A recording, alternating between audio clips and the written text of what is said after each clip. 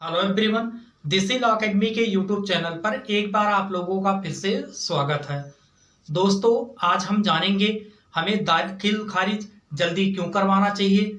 अगर हम दाखिल खारिज नहीं करवाएंगे किसी जमीन का तो क्या होगा और दाखिल खारिज किसे बोलते हैं।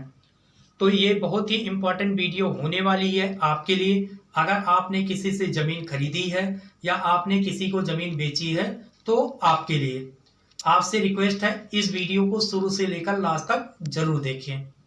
दोस्तों, अगर किसी से आप ज़मीन खरीदते हैं, ज़मीन खरीदने के 30 से 31 दिन के अंदर आप उस ज़मीन का दाखिल खारिज नहीं करवा सकते हैं और इस ड्यूरेशन में उनका कोई भी सगे संबंधी जिससे आपने ज़मीन खरीदा है, उनका कोई भाई या उनका कोई रिलेटिव इस ज़मीन पर आपत्ति कर सकता है, जिससे ज़मीन आपके नाम पर ट्रांसफ़र नहीं होगा।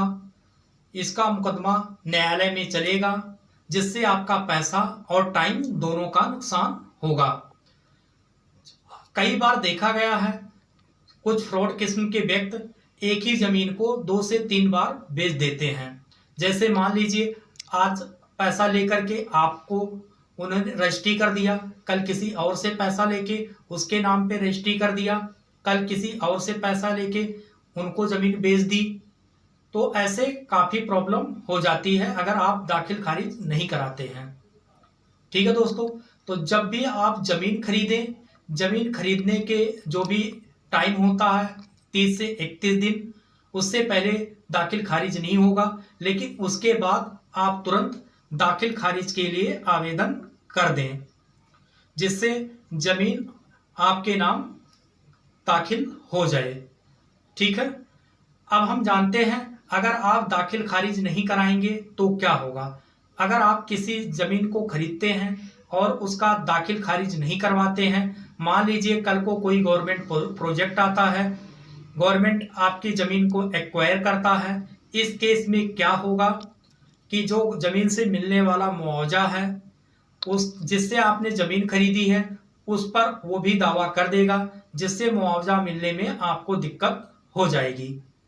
तो जब भी आप ज़मीन खरीदें उस ज़मीन का दाखिल खारिज जरूर करवा लें।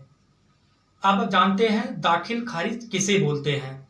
जब आपने किसी से ज़मीन खरीदी है, ज़मीन खरीदने के बाद दाखिल खारिज कराएंगे तो रजिस्ट्री द्वारा उसका नाम काट दिया जाएगा और आपका नाम दाखिल कर दिया जाएगा। जैसा कि इसके नाम में ही है दाखिल खारिज। दाखिल का मतलब कि आपका नाम दाखिल होना, खारिज का मतलब रजिस्ट्री द्वारा उसका नाम खारिज होना। ठीक है दोस्तों, हो सकता है इसमें कुछ इम्पोर्टेंट फैक्ट कवर ना हुए इस वीडियो में, आप कुछ और जानना चाहते हैं तो आप मुझसे कमेंट सेक्शन में कमेंट करके पूछ सकते हैं। अगर मेरी वीडियो अच्छी लगी हो तो इसे लाइक, शेयर और चैनल को सब्सक्राइब करना ना भूलिए, जिससे ऐसे ही इम्पोर्टेंट वीडियो आप लोगों तक पहुंचती रहे।